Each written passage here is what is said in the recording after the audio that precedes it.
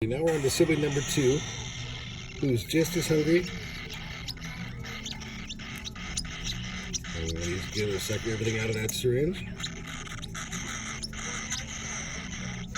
can see he's got a messy neck from his feeding. So we'll have to wipe that off when he's done. Oh, you want some more?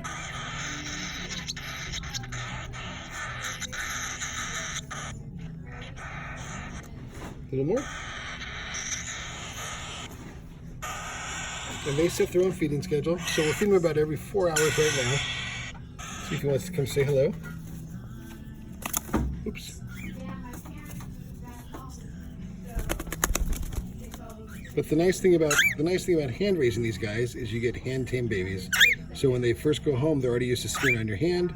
They're friendly. They like to be pet. You see he's got his crest up, so he's a happy bird saying hello. Still got a messy face there. But these guys they're about 2 weeks out on being ready to go home.